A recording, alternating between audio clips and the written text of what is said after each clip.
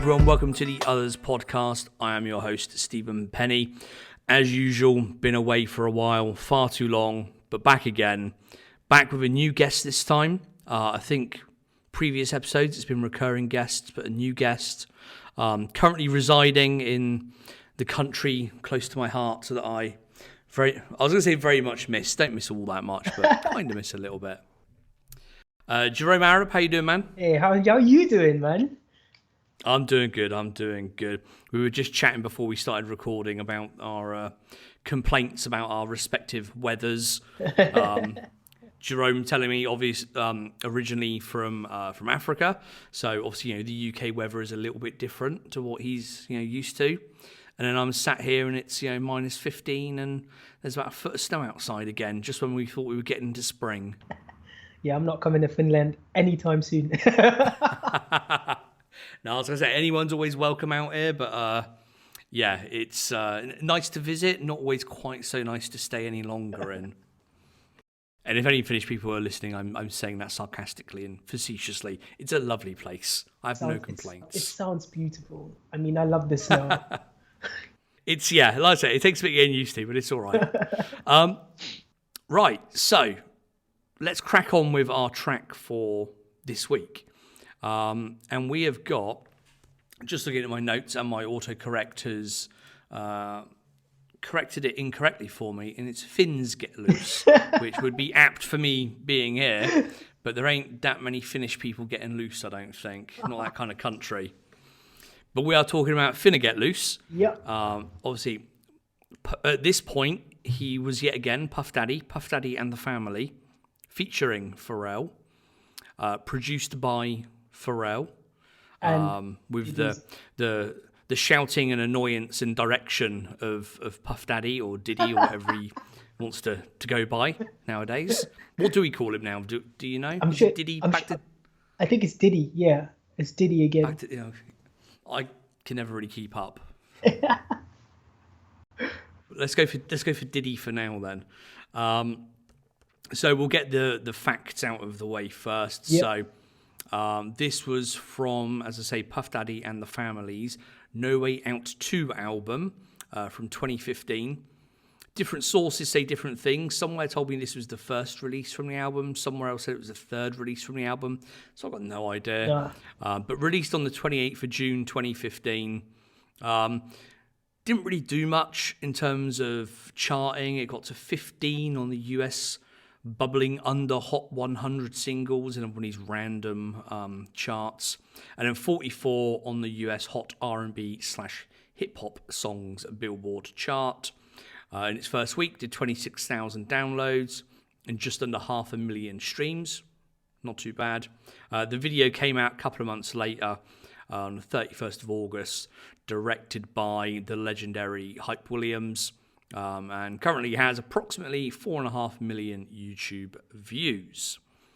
Now, we were going to discuss another song tonight, which one was it? Marilyn Monroe. Marilyn Monroe, that's the one. And you said to me, very underrated song. And I said, yes, it is. So underrated, in fact, that I'd completely forgotten I'd recorded an episode about that track already. So we had to go back to the list, check what was available. And I was quite glad you picked this one because it's been sat on the list for quite a while. But like Marilyn Monroe, I think it's another kind of quite underrated track. Yeah. I think for probably slightly different reasons. But yeah, this is one of those ones that I do actually really enjoy listening to, really enjoy the video. It's not a classic Hype Williams video, but it's kind of that time. There are certain stylistic effects that remind me of All of the Lights that he did with Kanye. Kanye, yeah. Probably a little bit before, maybe a year before that or around the same time roughly. Yeah. So the track in itself I actually really enjoy.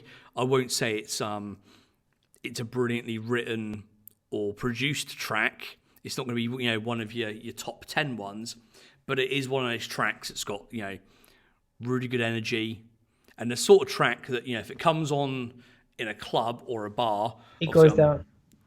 It goes down. I'm too old to go to those places nowadays, so I've just got to imagine that in my head. but I'm pretty sure I've heard it in a bar and or club at some point in the past. And it's that kind of real up tempo, bouncy, slightly aggressive kind of track that would work really well in that kind of situation. So what's your take on the track? What were your kind of initial thoughts and feelings about it? Firstly, when I first heard the track, I was actually watching MTV, and I was like, oh, okay. I thought the track was going to do a lot better than it did do. I thought it was going to be one of the chart-topping tracks, and because there was a bit of a push and a buzz behind it, they got to perform it at a few award shows. Chris Brown was dancing to it, and it just seemed like, oh, this is going to be another chapter, but obviously it didn't do the numbers that we expected and stuff. I think as a track, as you say, I love it. I think it's a solid joint. Like it does what it needs to do. In terms of with relation to the culture as well, it felt like it was a lot of 90s samples. So it was sampled from a sampled track, if that makes sense. That's what I was reading, and I was like, when I heard that the first sounds, it brought back the New Kids on the Block. Okay. Yeah, I don't know if you remember that the track. Oh yeah, I know one. Yeah. The Right Stuff. Yeah, Was it called The Right Stuff or something like that? Something like that. I think so. Show my age now. Yeah. So yeah, I was like, that sounds like a New Kids on the Block kind of thing, and that's what drew me to the track, is that association and the James Brown association as well. Like the way they performed the record is so James Brown. Yeah. It's almost like the yelling and stuff is definitely, you could see directly like, So I looked into the samples straight away, especially when I knew this conversation was going to come up, and I was like, I don't know, I'm going to share. So samples from Terradome. I don't know if you remember the track Terradome Empire or something like that but there were samples in that from The Temptations, Jeffrey Sumner, T.S. Monk, James Brown, and two Temptation songs, Cloud9 and Psychedelic Shack. So there's like a bunch of samples in the track that they sampled. So I was like, oh, okay, cool. It just made sense. It was like it's hip hop. That's what this track is, Yeah, and it's got those when I listen, I haven't heard it in a while, so I watched it back earlier on. And obviously it's got the interpolation of, Welcome to the Terradome by Public Enemy in it. Yes, and obviously Public Enemy are referenced as well. Yeah. And again, the way the kind of vocals are set up and the way they're delivered, to me, that's kind of quite Public Enemy-esque as well. Like you say, kind of quite 90s. It's got that kind of quite short to the point, aggressive kind of flow to parts of it as well. So it gave me that kind of that vibe as well. Yeah. New Kids on the Block didn't come to my mind. Public Enemy did though. That chanting, man, when you play it back, just listen to that chanting like that they got going. Yeah. I was like, oh, that is so familiar. And then it made sense. But and I know what you mean, it does kind of resemble that, and I'm not going to try and do that, the word I'm looking at, vocal kind of thing, harmonization or whatever it is that's used, because I can't, my voice doesn't go like that. But it's a sound that, Pharrell is used in quite a lot of tracks. I can think of a couple of Rick Ross ones I think it's used in. And there's a few others dotted around where he uses that same kind of sound.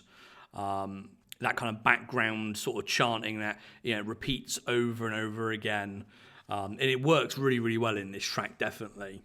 One thing I kind of remembered this afternoon as I was watching it back was there's also a kind of, a making of or behind the scenes video as well. Have you seen that at all? No, I'll actually go and check that out now.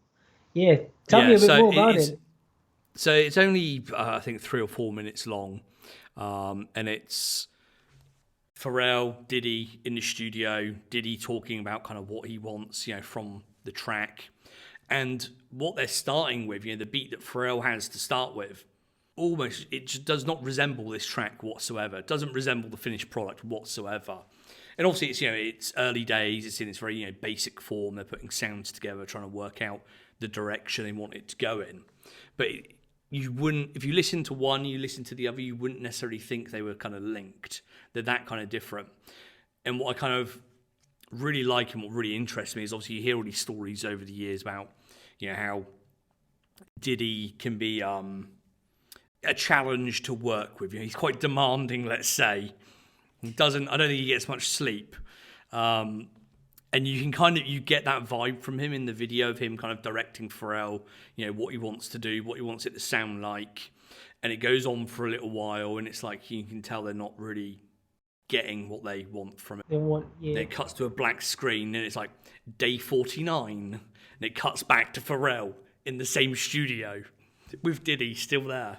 And now obviously the track has evolved a bit more, and it sounds a lot more like the finished product. And you see Diddy get very, very excited about it, and kind of ranting and raving in that kind of style that he has when he's a bit excited.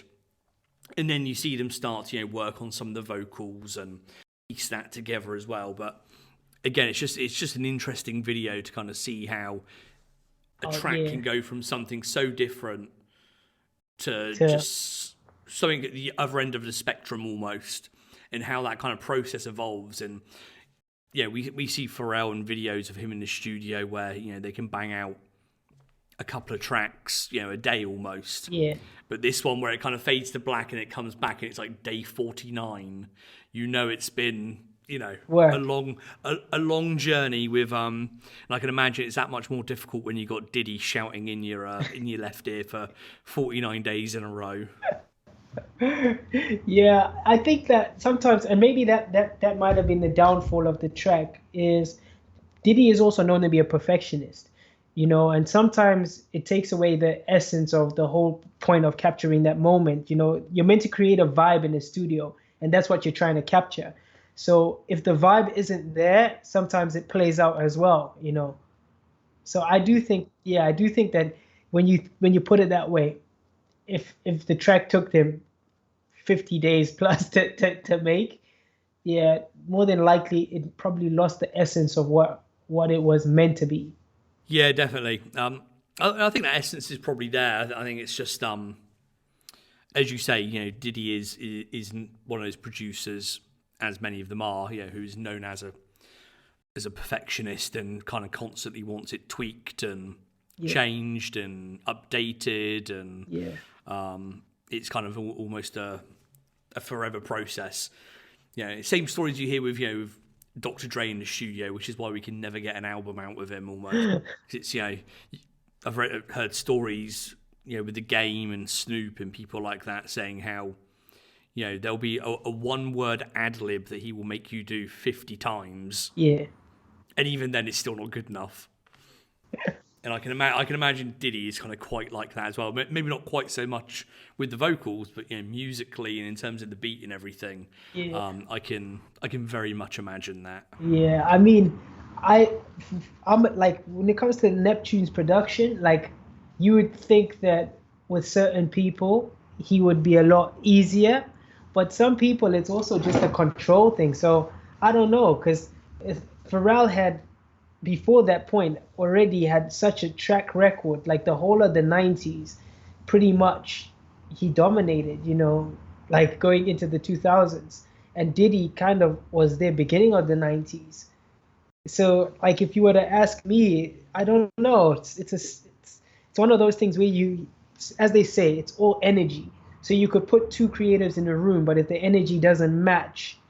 And even in the video, funny enough, you mentioned that when you watch the video back, Pharrell doesn't look like he's vibing with Diddy. There are points where they're kind of, so to go to the video, it's a lot of it is kind of shot in what looks like an underground kind of club, very small, confined, sweaty kind of area, and they're both kind of obviously on a stage, and they don't look like as if they dislike each other, but they're kind of almost doing their own thing. And I think you see Diddy put his arm around him or get a bit overexcited a few times and grab hold of him and stuff like that, but it doesn't look as if it's necessarily being reciprocated the other way. No, not at all. I wanted to put because it's funny that you talk about the back end of it, because when you watch in the video, that was actually one of the points I wanted to bring up. I was like, it just doesn't look like Pharrell's in the video with Diddy. He's kind of just doing his thing. He's kind of just performing. If anything, if I was Hype Williams, I would have filmed Pharrell performing and put Pharrell on the projector, because yeah, it just would have probably created more of a balance. Um, there was a few shots in this video where I was like, oh, that's so Hype Williams, like with the colors. Yeah. The whole black and white scope, I was like, maybe they overplayed it a few times in terms of the video because it does get a bit boring, you know. But yeah, as you say, it is classic Hype Williams in the style, but I felt like, yeah, it could have done with more color. Yeah, and I think this is one of those areas in one of these years where Hype, trying to get away from his stereotypical Hype Williams type videos and trying Yeah, to do things a little bit differently. And, 'cause he's known for his, big kind of bold videos and lots of color, lots of expression and stuff like that. And we see splashes of that in here. The colourful parts are extremely colourful, but as yeah, you say, there's a lot of kind of monochrome, black and white shot. A lot of it's because it's in that kind of underground club type sort of scene. A lot of it is kind of just very dark, and which is obviously what they're trying to get over because of the setting. But I get what you mean there as well. But to your point a moment ago, where you said you thought maybe they should have just shot Pharrell independently, projected that or something. What I noticed when I saw a video of the Bad Boy reunion tour that they did a few years back, whenever it was, and I think there was a documentary about it as well. And funnily enough, when Diddy performs that song, that is exactly what they do.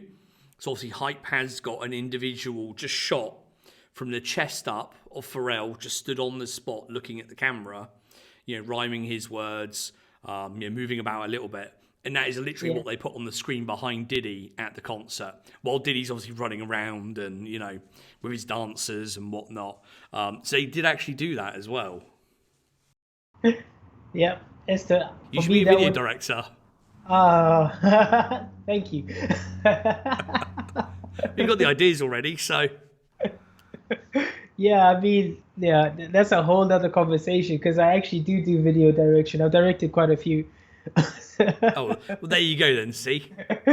But yeah, I mean, I looked at that video, and as I say, I like what they were trying to do, but I do feel like even with the dances, they didn't showcase the dance element as well as they could have.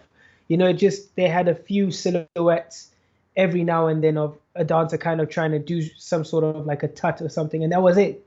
It was Yeah. then cuts back to like them performing this song, but as I say, the energy between the two wasn't gelling, so it never really sold the video, and I can understand why the video hasn't done what the other videos have done.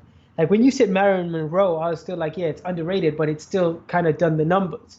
Whereas in you look at this one and it's like I still feel like the track is a solid track, but yeah, the visuals I feel probably in Hype Williams' case, I would say this was a miss for him.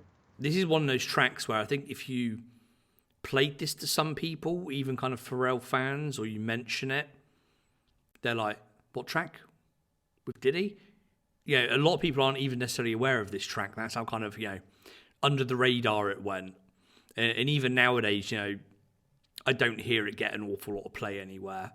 Again, not that I'm out hanging around in bars and clubs and stuff these days, but, there are some, Neptune's tracks or just kind of, hip-hop tracks in general that have that vibe where even years later you still hear them, whether it's on the radio or as a backing track on a TV show or whatever it may be. Whereas this one, at least to me, it doesn't crop up No, that often, if at all, let's say, which is a shame. it is. It is. I mean, it's something you could listen to at home, as we said, but yeah, I don't see it getting played in clubs. I mean, even in terms of, I do think that it has the potential to creep up again, especially during this TikTok phase. Like it has the potential to Yeah. creep up again, but I don't know. It would depend on the management and the people around Diddy, you know. It's a good shout because I think if you go to YouTube and you actually search for this track, the vast majorities of the videos that are listed are people doing their own dances to the track. You know, there's the official video, there's the behind the scenes thing, there's the BET Awards that you mentioned with Chris Brown. Chris Brown prattling around. People know I'm not a Chris Brown fan. And then, you know, every other video is pretty much, you know, fan-made videos doing their own kind of dance moves and stuff like that. So, yeah, there's definitely that possibility. Maybe you want to start the trend. No, I'm not a dancer anymore. Just give me a second, Steven. Laptop was going to die. All right, no worries. There's always at least one technical issue during these recordings. And I can edit that out anyway. I probably won't, but I could. Yeah, I mean, yeah, you're right about the trend. The trend, I think it definitely could happen. I wouldn't put it past, I mean, it popping off anytime soon. I think that, like, the Les Twins have done something, and they already, like, danced for Beyonce and stuff. And this was before I saw one of their videos, actually, yeah. This was before they were dancing for Beyonce. So if you ask me, it literally is a phone call away. If Diddy were to pick up his phone today and say, yo, I want to do a TikTok challenge for this track, it could those numbers that we're looking at could hit 100 mil in the next 2 months. I know that for a fact, regardless of the video being what it is. They could actually reshoot a new video with a bunch of dances, and I wouldn't get hyped to direct it. I would definitely look for someone else. And I'm not saying that because hype has messed up the first one. I just think that at the same time, if somebody couldn't capture the essence of what it holds the first time round, like, I would give it to someone else, you know. Yeah, for sure. Have a kind of fresh take on it almost. Yeah. Well, like I say, mate, it only needs one person to you know, get on TikTok and set that trend off, and you know, I'll leave that with you. All right, what else have we got about this track? That's most of my notes, to be honest. One other note I had was written by, well, credited as being written by Diddy, Pharrell, and I think is it Gizzle? You pronounce it? Yeah. Who is a writer signed to Bad Boy. I don't know a huge amount about her. Aside from the fact she's been involved in some pretty big tracks, including this. And again, in the behind the scenes video, you see part of her process with, I think she's with Pharrell doing it, kind of bouncing sounds and lines and words kind of off of each other a little bit. So that's kind of quite cool to see that kind of insight, because I think if you again going back to these kind of behind the scenes videos you see with Pharrell. Especially, the really big ones like Midnight Hour and stuff like that. And you see how, he's not sat there with a pad of paper and a pen, writing lyrics. You have the melody and he kind of just comes up with words around it on the spot, essentially. Messes around with the words kind of there and then. And, we see that in the behind the scenes video here as well. Even when he's in the booth, recording, he's still doing the same thing on this track. So that's kind of really interesting to see, and I'll put a link in the show notes to all the videos and things we've mentioned, so people can go and watch them. Any other thoughts from yourself on this track, this video? Nah, I think, like, in terms of, as I say, the notes is the sampling that I looked at. The reason why I went back to, thank you for looking at, like, actually bringing out the words, because it was like I totally forgotten. But yeah, Public Enemy. I was like, yeah, what's the track called again? But yeah, is because it is one of the biggest hip hop tracks ever, because that was just before sampling became an issue. That's something that people don't realize, is Public Enemy got away with that track having so many samples. And then the following year, if I can check, let me just check my notes, because I actually put this down because I was like, yeah.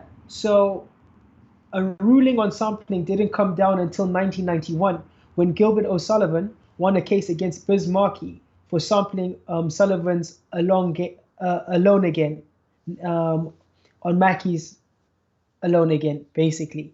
So that was 91. So this track that inspired this track to happen comes from a phrase where sampling was still kind of like it was, you didn't need to get no clearance, and then Yeah. the following year you had to clear things, and it became so expensive and so tricky that it changed the whole course of hip hop. So just to keep that in mind, that without this track, the Public Enemy track, we would not have this Finna Get Loose track. And I love that they were trying their best, as you say, to not only pay tribute to, but also kind of like, yeah, cool. Like, this is what time it is, you know, it's hip hop, it's the culture. And that's what the dancing is all about, you know. Like, as I say, the theme of it, you know, the underground vibe, them performing in a dungeon space kind of thing. That's the culture, you know. So it was a great concept. I just feel execution was a little bit short. That's all. You may know, or someone else out there who's way smarter than me will probably know. But after that ruling in the early 90s, Yeah. do you then have to go back and kind of retroactively get clearance for tracks that you sampled? Because obviously normally on this track, you'd look at the credits and obviously you'd have Public Enemy listed as kind of writers, but you then have the people before them who the sample was originally taken from also listed as writers or credited in some way. Obviously they're not on this track, or not from what I could see anyway. So I'm just wondering about, kind of retroactively clearing samples that hadn't previously been cleared. Yeah. I mean, when you think about the sampling, like Diddy, I think Diddy's known for sampling first and foremost. Like the biggest track where he made a loss, but it really kept his career going and pushed him in the direction that he's in now is that Every Step I Take Sting track. Is he never got clearance for that. So even if they don't list it, Sting gets paid that royalty check. So Diddy's not making any money off those tracks a lot of the time. And I think it's just deciding whether or not like you want to make money from it. So like whether you clear it or not, Cisco also went through a phase where he ended up having to pay I forgot the writer's name, but that Living La Vida Loca. When he said Oh that, yeah, Ricky Martin did it originally. It was written with someone else. Yeah, and he but knew the writer, person that co-wrote it originally, Yeah, which is why yeah. he didn't get clearance. I saw the same interview, I think. Yeah, Yeah, he said, yeah. "Oh no, I'm cool with them. I don't need to get clearance yet. I'll do it later." And that messed. They screwed him over. That screwed the whole team over. Not just him. That screwed everyone over because their royalty checks, their publishing checks went from looking crazy cool to like oh what? Really? We're not getting paid anymore? You know, and that's what I mean is it's like if someone samples my stuff, they don't have to credit me. Just know I'm taking money. Like that's all I'm doing. Is you're not getting paid for it. Your name can be everywhere because I'm gonna get paid. I'm fine with that. And a slight, I would say that kind of slightly ties into this very last point that I've note that I took, where we're talking about sampling and retroactively after things like that. Ties into Marvin Gaye. I'll ask you. I'll see if you know, because this is quite a sort of vague and random fact. How Marvin Gaye ties into this track. Obviously, we know Marvin Gaye because obviously Blurred Lines and all that jazz, which we won't get into now because that's a whole other podcast. But yeah, there is a very loose connection to Marvin Gaye here. Any idea what it might be? I can't pick the sample, to be honest with you. I heard James Brown in the execution to it, but like even I'll give you a clue. It's not in the music. Really? Oh, the performance. I'll just tell you. No, I'll just tell you. We'll be here all night otherwise. No, this is a very loose connection, I have to say. Get loose. No pun intended. The cover. If you look at the cover of the single, it's a stylized extract from an Ernie Barnes painting from 1971 of some people dancing in like an underground club. And the same painting was used for Marvin Gaye's album I Want You. Oh, wow. There's an uninteresting fact that nobody wanted. Wow, that's cool. That's really cool. But yeah, Really there cool. you go. And I saw, because I was researching this, and it said something along the lines of, in the thing that I read, it said, oh, yeah, this image was also used for Marvin Gaye's cover album. So it's very strange that they use this, seeing as Pharrell's recent issues with the Marvin Gaye family. Yeah. But I wouldn't think Pharrell has anything to do with the cover of the CD single. So especially when it's not his track, he just features on it. So I was going to mark a little citation there and see if that could be changed in some way. I can't remember if that was on Genius or Wikipedia or somewhere I saw that comment. But yeah. Anyway, yeah. So that's that track. I think we both kind of agree there. Not the best in the world, but slightly underrated and definitely room for improvement. Let's say. Definitely. Let's get on to some news from the last few months. I've only got a few stories here because obviously there is far too much news that I've missed. So we'll just pick some of the main ones. So speaking of Blurred Lines and Robin Thicke has a new album out with, I think, a couple of tracks produced by Pharrell. I think one had a video come out. Is it Take Me Higher, I think the track was. It was like a lyric video that came out. I can't say I'm a big Robin Thicke fan. I tend to not avoid most of his stuff, but I don't go seeking it out these days. Yeah. And just before we recorded, I thought I'd better go and look at what the last single was.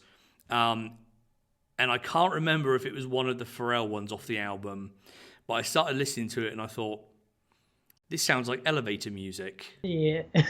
or it sounded like the sort of slightly bland record you'd expect to hear, like in the background of a hotel bar party. or something. Yeah, or something. Yeah. I get like a cocktail party kind of. Yeah, I get no. I get that vibe. I think Robin Thicke messed up with his wife because she was the one who was writing a lot of the stuff that we were hearing, like co-writing. It's not that I don't think he's talented. I think he's definitely out there in terms of like when he puts a record together, he has the ability to move you. But I do think this industry is full of that, like where you forget the people that have built you up and you think, oh, well, I'm here now, so I can do anything I want to do and get away with it. But yeah, I don't know. Like I used to be a Robin Thicke fan, like his old early stuff, Yeah. Brand New Jones. Funny enough, we talking about him because I was like looking into it and I was like, yeah, like Blurred Lines was probably the last track that I properly listened to by Robin Thicke. Yeah, same here. And again, some of his early stuff's really good. And obviously, Wanna Love You Girl with Pharrell. Oh, yeah. Is obviously a classic track. And another Hype Williams video, funnily enough. But yeah, his stuff nowadays, or for the last kind of quite a few years, very hit and miss. It's either pretty good, quite catchy, like Blurred Lines, for example, or to me, it's just saccharine kind of ballads and just this kind of background music almost. Nothing to it. So anyway, if you're a fan of Robin Thicke, you can go check out the album. I probably won't be. Next on the list, I think we talked about this on the last episode. It was just happening, but now it has happened. Pharrell has opened a hotel with David Grootman down in Miami Beach, the Good Time Hotel. I think we saw shots of it back in December or January, some kind of concepts and some of the artwork and what parts of it were going to look like. It is now open. You can now book a room there if you want to spend $300 a night or whatever the basic rooms are. But it does look very nice. Have you had a look at this at all? Have you seen any pictures? Oh, yeah. I mean, funny enough, when you were like, oh, we're going to talk about Pharrell, because the news came out 2 days ago. Yep. And I'd asked you like, oh, yo, can I get on the podcast like a week ago nearly? So it was like 2 days ago. I was like, oh, okay, cool. They're opening up the hotel. Yeah, but I mean, if you can get to Miami because of the times we're in. Exactly. It's a strange time to open a hotel in a holiday hotspot like that. But I guess there are I guess if you live in the US, you can still kind of travel Travel. somewhat. So Yeah, I don't know. Well, we'll see. Hopefully, I want to go out there like this year, but who knows? Who knows? yeah, I've never been to Miami. Miami is definitely on my list.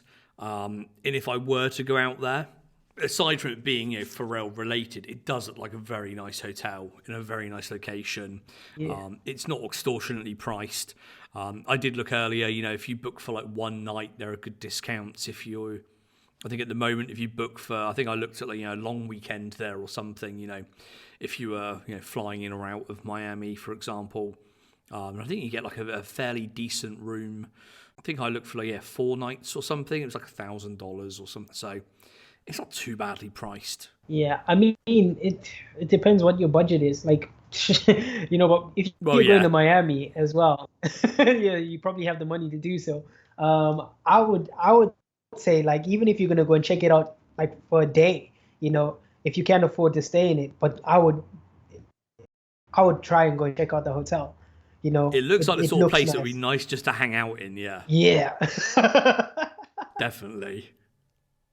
So yeah, if you're traveling, you're balling on a budget, then at least swing by, hang out at the bar, have a drink, Drink. um, have a drink. Yeah, then you can also obviously Pharrell has what's it called now? Swan Miami, the restaurant as well. He has that. You can go there again. If it's a bit out of your price range, you can always go and get one of his Purple Rain. Then obviously now calling it cocktails that Noriega is now I think addicted to. So you can swing by there. So yeah, if you're in Miami, you might bump into Pharrell, seeing as he seems to be out there permanently now. And you can also dine in his establishment and sleep in his establishment as well. Winning. Yeah, for sure.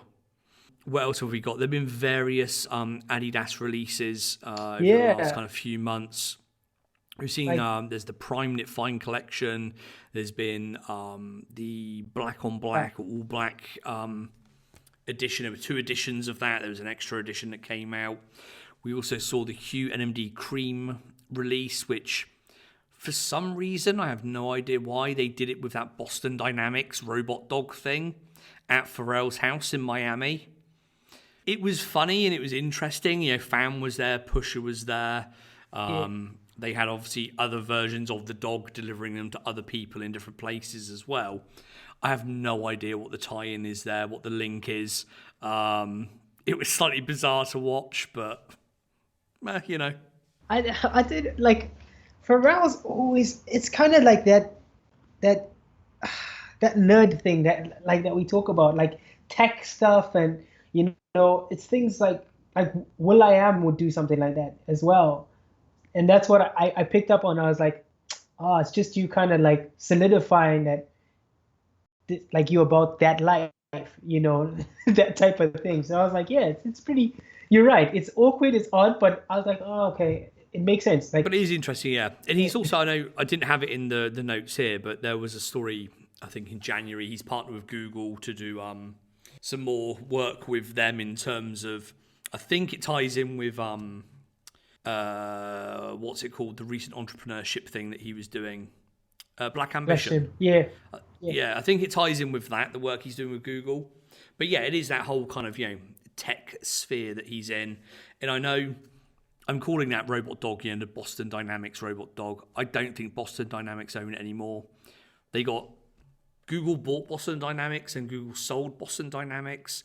Then another company bought the rights to the IP, I think. So Yeah. I'm not quite sure who owns it now. Yeah. But I do know that they have been doing a lot of kind of publicity stuff over the last kind of 6 to 12 months with other YouTubers and artists and things like that. So I imagine when someone approaches Pharrell's team and says, "Hey, we've got one of those really weird, funky Boston Dynamic robot dog things," he's like, Yeah. "I'll own that. Stick a shoebox on top of it.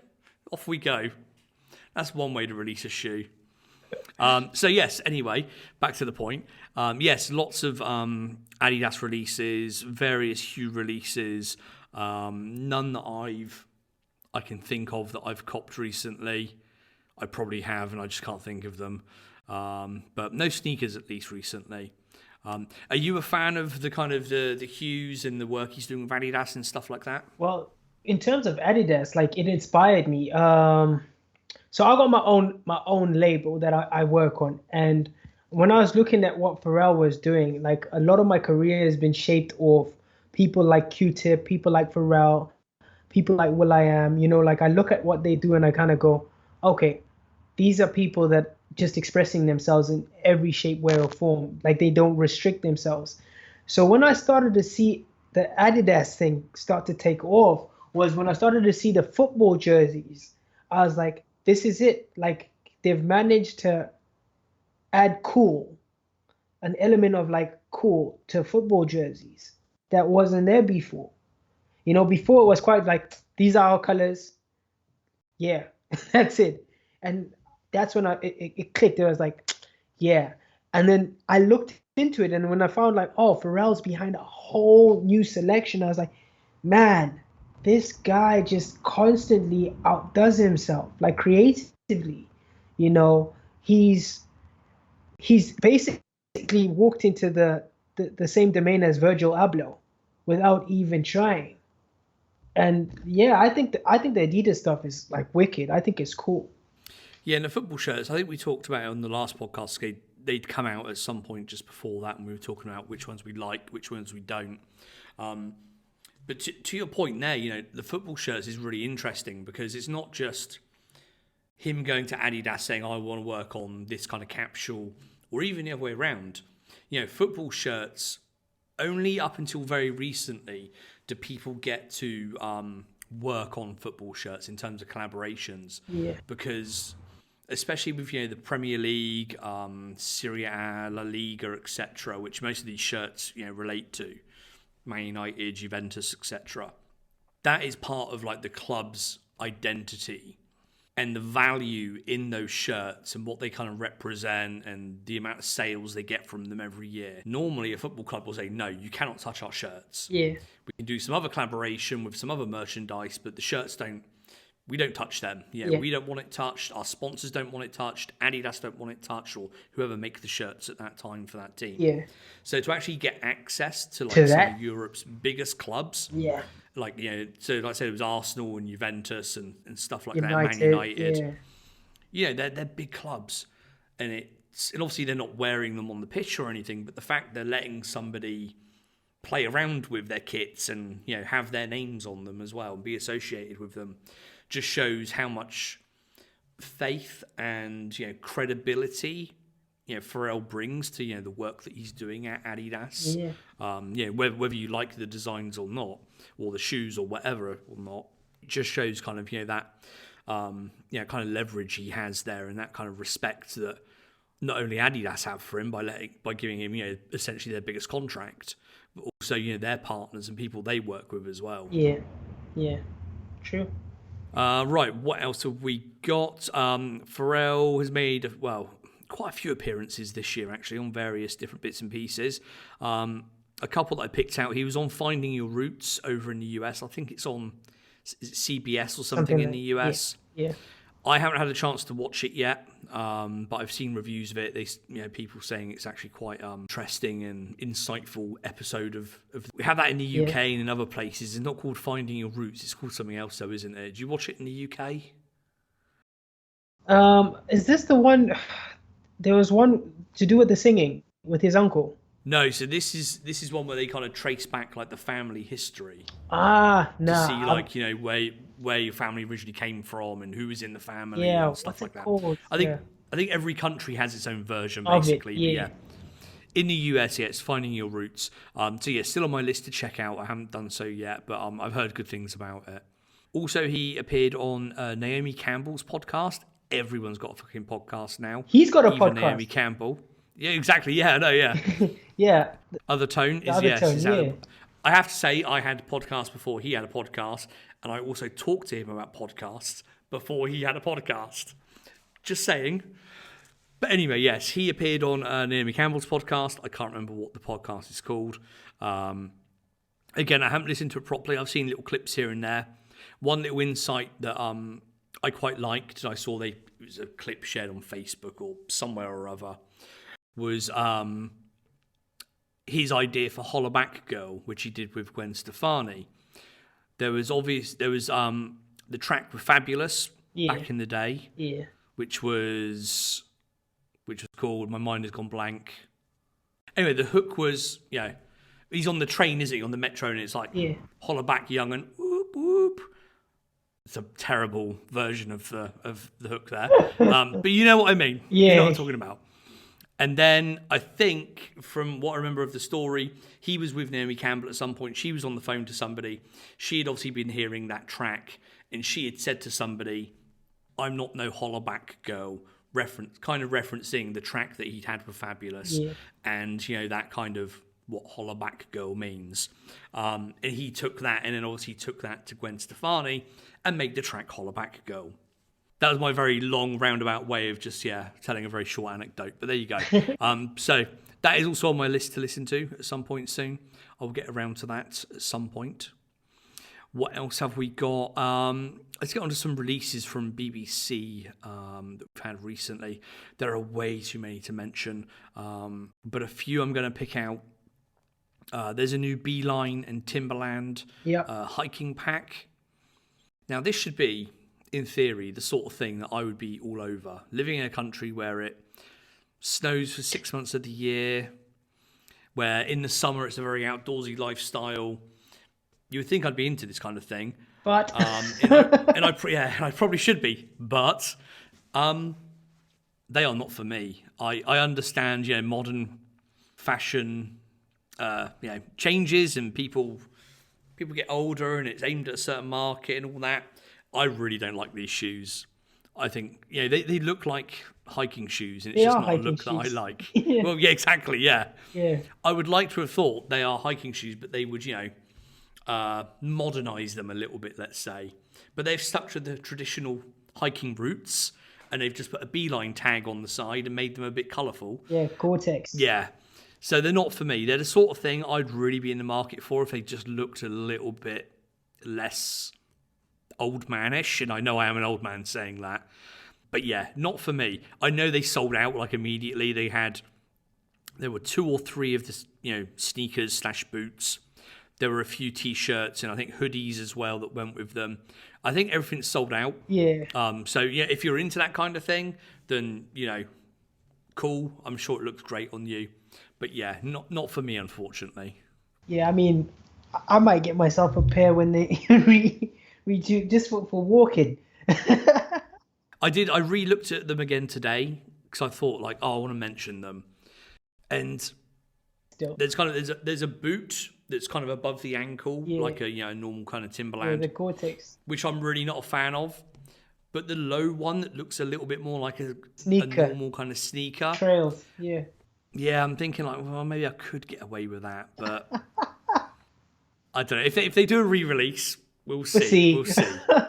Yeah, I say this, and as I mentioned earlier, there's a foot of snow outside. It's minus 15 degrees out there, and I'm still walking around in a pair of Air Max 90 every day. So, I've got 3 pairs of Timberlands brand new in the cupboard out here that I've never worn. So, Anyway, BBC EU releases. EU going crazy again. Lots of really great releases recently. Today, as we record this, so it's Tuesday the 9th of March, a new space camo umbrella today in collaboration with, I can't think of the brand, but they make kind of bespoke and very nice umbrellas. Umbrellas not normally a thing I would care about, but this umbrella looks really nice. Dark green on the outside with the Space Beach camo on the underside. Yeah.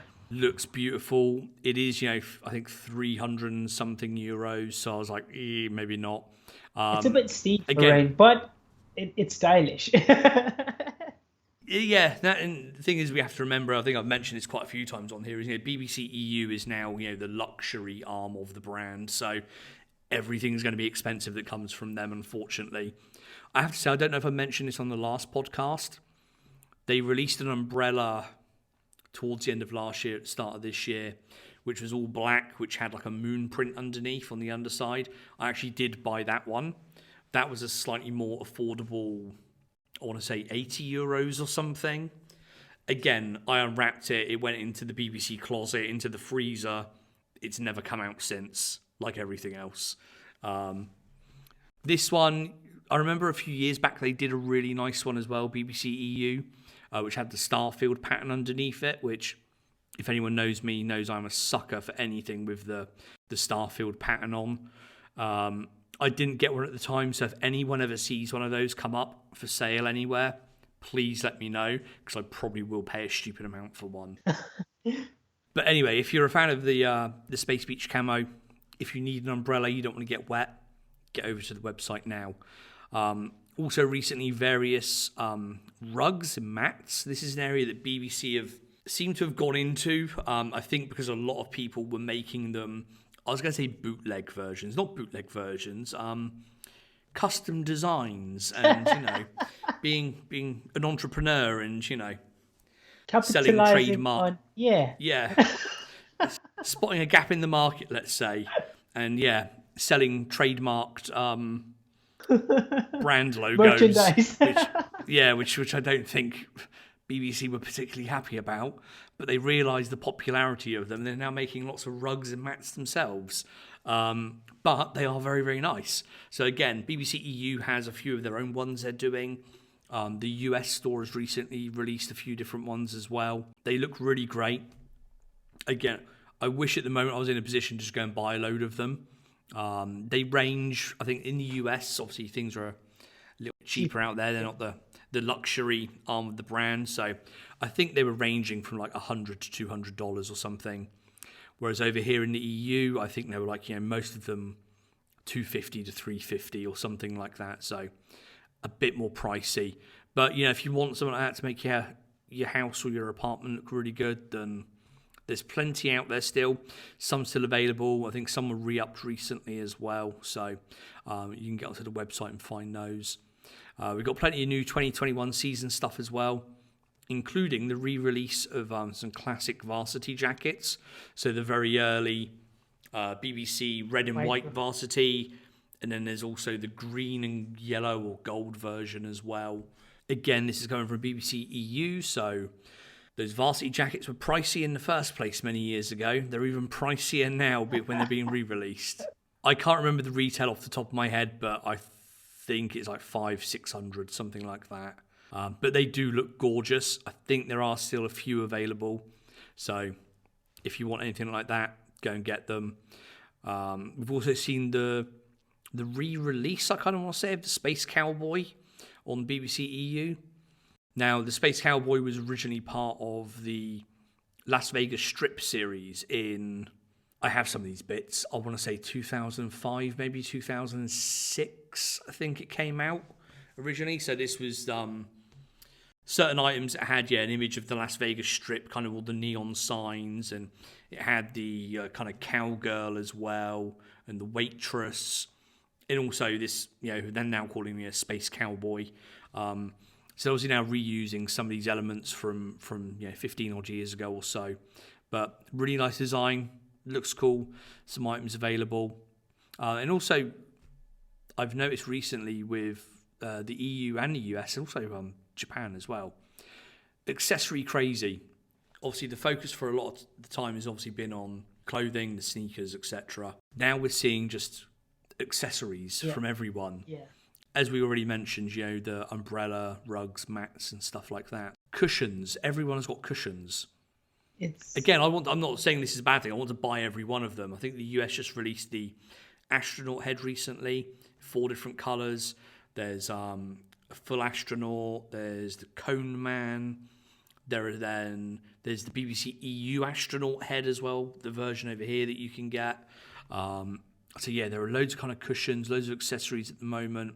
Again, EU did, they've done travel mugs recently, keychains, lanyards, sculptures, and then we've also, we've got the various sculptures and stuff.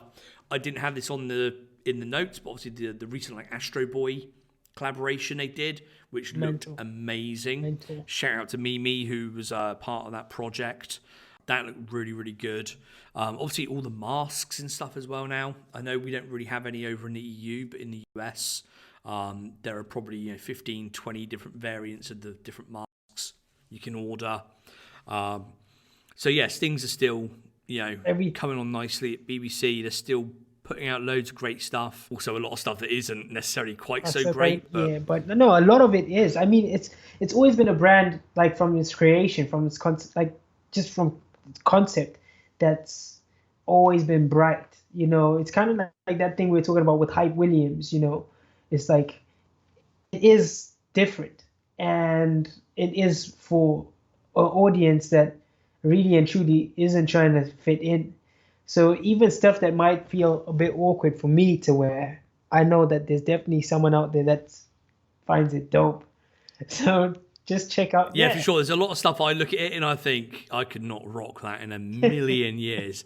But then it sells out, and I know there are people out there buying it, So definitely. yeah, it's one of those things. And then to be fair, it's not aimed at my old ass as well. So it was aimed at me when it first came out in the early 2000s. Not really anymore though. I mean, I don't know. You like they look at the people with the money. You got money, you'll buy a rug. Yeah. Problem is they know me well, and they know that I will. I sit here surrounded by all my BBC stuff with a dedicated closet to it. Yes, like the idiot I am. Yes. Anyway, I think that was all the news I had, all the notes I had. Let's get into you. Let's chat about you and what you're up to. So obviously, when you reached out, obviously had a look at what you're working on at the moment and stuff like that, and because we didn't really know each other before that. And I was going through Apple Music this week and YouTube and checking out some of your stuff. And obviously, you mentioned to me that you've got a lot of your work, your music is kind of Pharrell or Neptune's kind of inspired. So like I said to you earlier, there was some great stuff I came across. Obviously, I've not had a chance to listen to everything you've put out. But yeah, I've kind of flicked through some really good stuff. I said to you as well, some really good artwork and visuals as well. You've got a YouTube full of everything and anything, including how to cook chicken, which I sat there and watched. Hopefully you learned something. I miss Nando's with all my heart. So when you said chicken and you said Portuguese in one sentence, I was like, I'm going to sit here and watch this, yeah. I'm just going to sit here and dream about Nando's. And at the end, you had it on the barbecue and you're grilling it. I was just like, oh man. Killing me. So yeah, anyway, I'm digressing. Let's get on to you, yes. So tell me like how you got into music, kind of when it started and kind of what you're doing at the moment. Okay, so I got into music because of my dad. My dad was playing guitar on his bed, and I must have been about 5 or 6. And I walked into the room, and he was singing a bunch of these covers like Bob Marley, Marvin Gaye, and I was like, oh. And I started to listen to him, and I started to sing along, and that's kind of how I started singing. But what made me want to write was I remember watching MTV, and all of these songs started to come up when I must have been about 13, 14. I'd already put down a few poems here and there and stuff, but this hip hop culture that was animated, I remember seeing a lot of like beautiful, Snoop Dogg, Pharrell. I remember watching that back and going, ooh, who's this guy singing up there? Like, all the other acts that you watch all had these like really calm tones, like really like male vocal. And then you had this beautiful, I just want you to know. Yeah. And I was like, oh, this guy, this is I'm like taken by. And then it was just simple. Like he had a white tee on in one of the videos with the Billionaire Boys Club then, and a chain on that wasn't as extravagant as they are now, but it had like the links chain with the different colors, and I was like, oh man, like okay, cool. And I started to follow Pharrell, and then that Gwen Stefani episode we talking about, I felt like, oh, he had decided to go in this commercial kind of like direction that was different from what he had started with. He was creating stuff that people were drawn to. He wasn't trying to fit in. He is just making what he's making. I felt there was that point where he was trying now to. Do you remember? Can I have it like that? You got it like that. Can I? Yeah. Yeah, that phase. I was like, that doesn't feel like Pharrell. It felt very different to the energy I was feeling before. And then he kind of went silent on the music element in terms of his own production and putting himself out there. And then out of nowhere, we just had another episode where just all these other tunes started to pop up, the Marilyn Monroes, the Happies, the just all of these great tunes. And I was like, wow. And that's why I said, like, he's inspired me, because even if you look at the artwork, all the colors, and, I still want to change that into a clothing line at some point, incorporate that type of print on everything. I've got this is the logo for my brand. I spent so much time just trying to understand where this creativity comes from and how to capitalize on it. So even now, I'm releasing a track a week for this year. I'm trying to do it for the whole year. And the whole point of that is just to push myself and venture and learn where I'm comfortable, and also showcase that I can actually like put out content that is good, and it's quality and quantity. So I mean, as I said, I'm inspired by people like Pharrell, Quincy Jones, Jay-Z. It's like the culture. But this from the singing elements, I'd never heard anyone do that in the hip hop element, like so clean.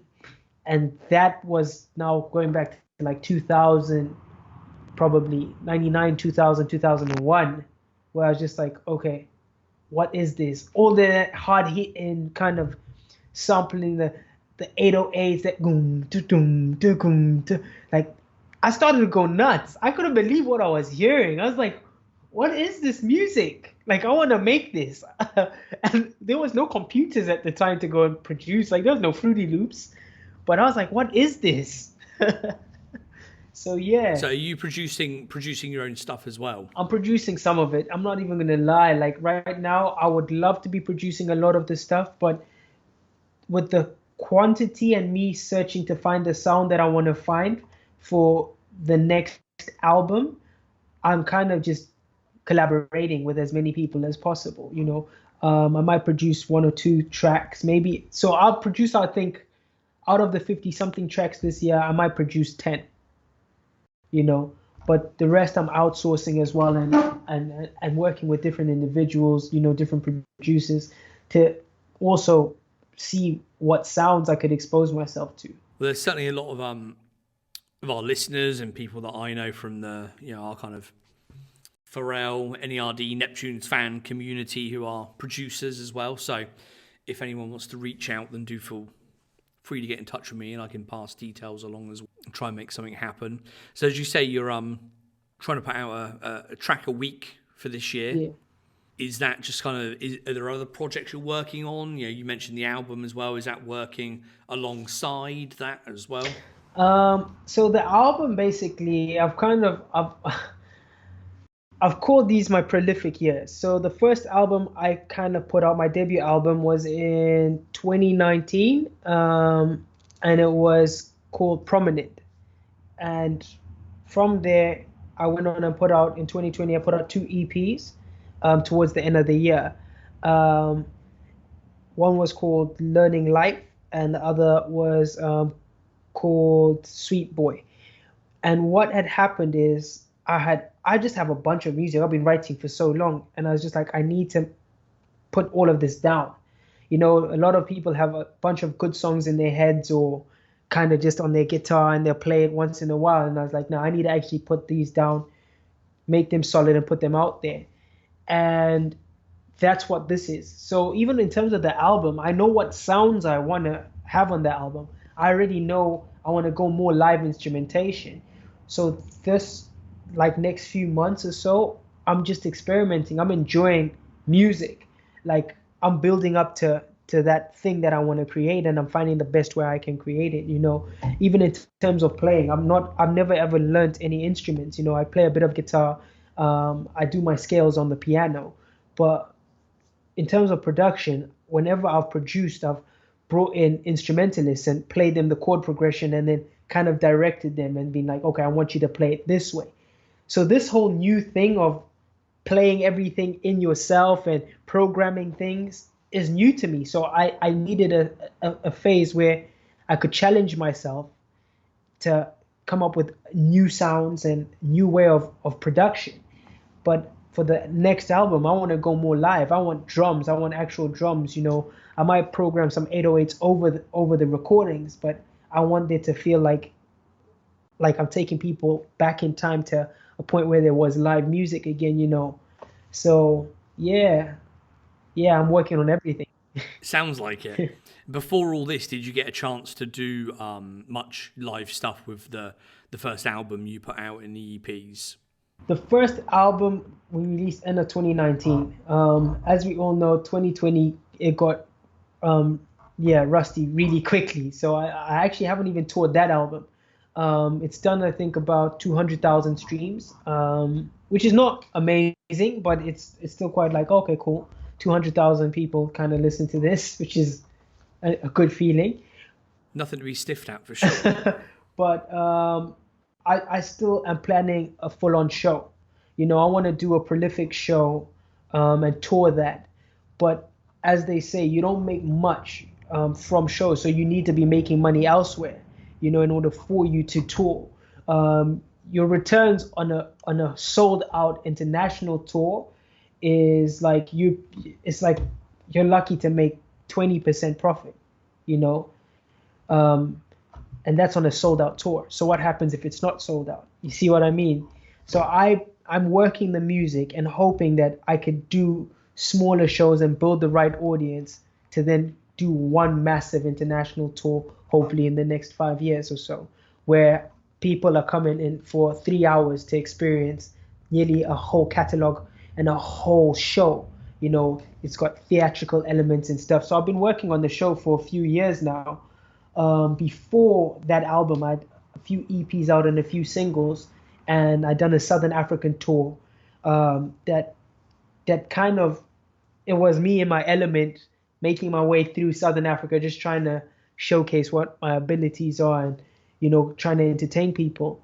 And that went well in terms of we had a sold out show in Namibia and a sold out show in Botswana and a sold out show in Zambia, but Zimbabwe, my hometown, that was like kind of like, okay, cool. I need to look into this. Like people ain't really coming to the shows. Why? And there was so much to the business side of it that made me look at shows and go, okay, I'm going to need to really like look at this from a new perspective and create a whole new show that is very different. There's some kind of like Circus du Soleil or something. You know what I mean? Like it has to be different. Yeah, for sure.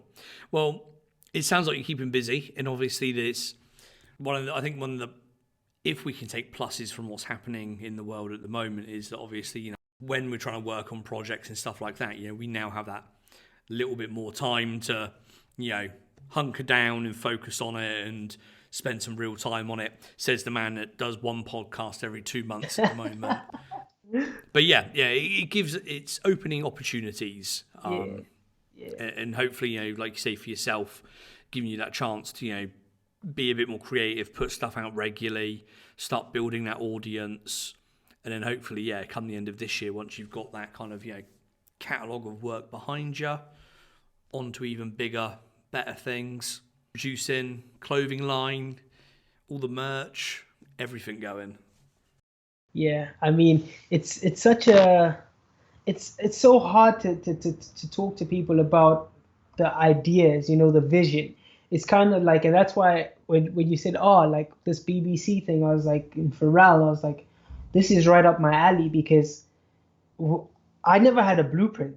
Where I'm from, there was very few people that kind of would have aspired to have their own clothing line. In fact, they must have been in the circle. I can't name anybody.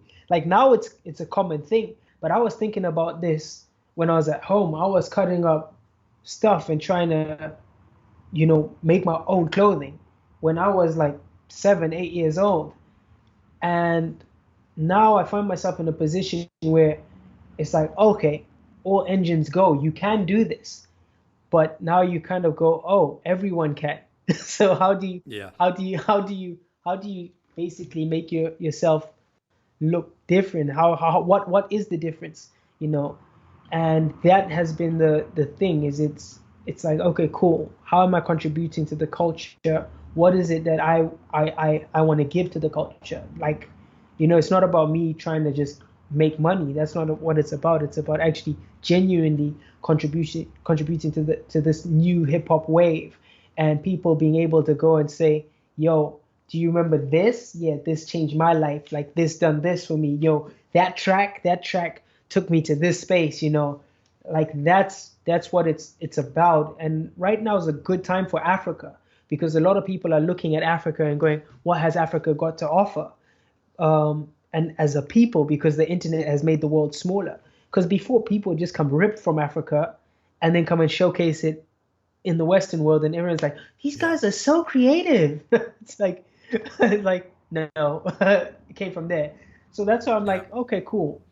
I just have to keep chugging away, keep, chipping away at small things, and keep being inspired. Keep looking at people that are doing what you want to do, and understand, like, okay, this is where they're coming from, and this is why they're doing it, and you'll get somewhere. I believe that in 10 years' time, the conversation that we'll probably have on this podcast will be talking about a collaboration with Pharrell, and BBC. And I'll be able to break bread and be like, yes, Steven, remember when I told you that this is going to happen? And you'd be like, yeah, yeah, yeah, yeah. I really like the new sneakers you guys have done. Even if you don't like them, you probably say that anyway. But hey, Of course, yes. And I'll buy a pair as well. put them in the closet. Yeah, exactly. Yeah, with the hundreds of others, yes.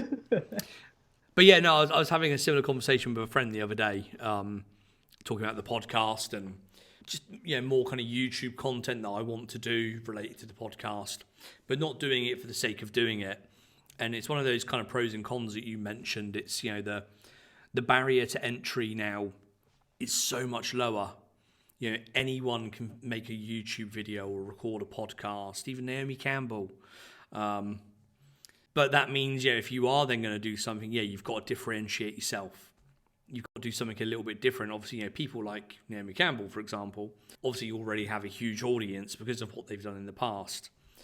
People like, me and yourself, we have to kind of keep trying things to find those niches, to see what works, but also what doesn't work, and look at that. And luckily, I'm kind of, as a day job, I'm an analyst. So I like to look at, numbers. I like to look at why it performed, why it didn't perform, all the kind of varying factors, and kind of disseminate that and look into it a bit more. But you've kind of really got to just keep, pumping stuff out there and looking at it and working out exactly what that niche is. But then once you find it, then you're off.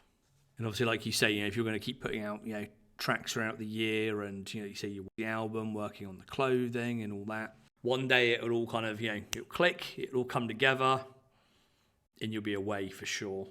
Man. And I'll be messaging you on Skype saying, can I get a ticket to the show? I bought the sneakers, I've got the hoodie. Can I just get a ticket to the show, please? 2 tickets to the show. No problem. I need 2 tickets. That's done. That is done. And you'll be out here in Helsinki, mate, in the middle of January or February, snow up to your knees, doing your world tour, performing out there. Yeah, definitely. And you be in front row, man. Listen. I definitely. You've asked for the tickets. The tickets are yours, man. The second it happens, the tickets are yours. There's no even argument there. I look forward to it. And obviously, even if you weren't to grace our lovely shores of Finland, I'm back in the UK enough.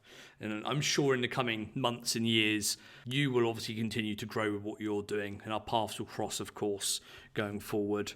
And I definitely look forward to the day when I can come back home and come to London or wherever in the UK and meet up and come and see a show for sure.